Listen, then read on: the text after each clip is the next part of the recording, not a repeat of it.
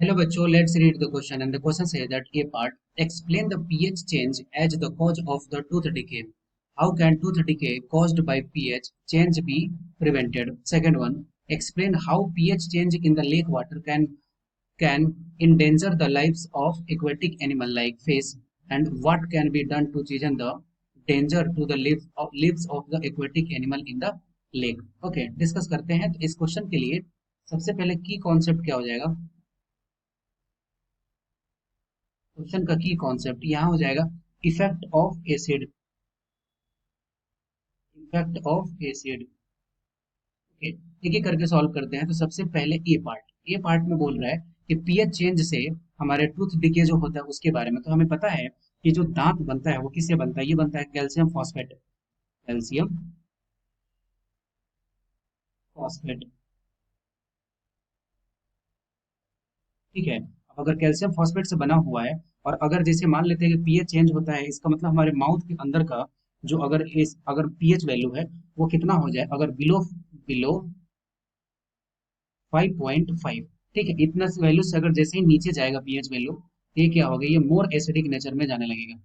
ठीक है, more acidic nature. इसका नुकसान क्या होगा कि जो हमारे जो दांत के जो सबसे आउटर पार्ट होता है, जिसको क्या बोला जाता है? इसको बोला जाता है एनामेल। ठीक है, इसको बोला जाता है एनामेल।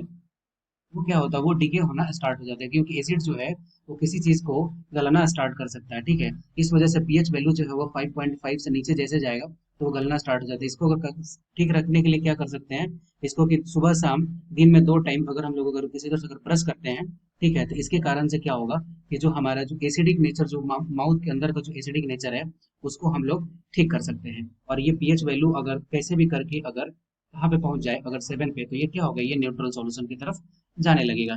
ठीक है, इस तरह से पीएच चेंज की वजह से हमारे दांत का जो डिके होता है ये होता है। ठीक है, बी पार्ट में बोल रहा है कि कैसे पीएच चेंज होता है लेक वाटर में। ठीक है, और किसके लिए खराब होता है? एक्वेटिक एनिमल जैसे मछली के लिए।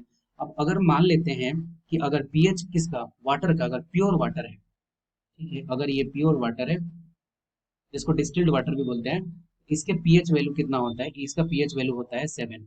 और अगर ये किसी तरह से अगर पीएच वैल्यू इसका अगर लेस देन 7 हो गया, ठीक है, जैसे रेन वाटर, जैसे बारिश होती है, तो बारिश का पीएच वैल्यू कितना होता है?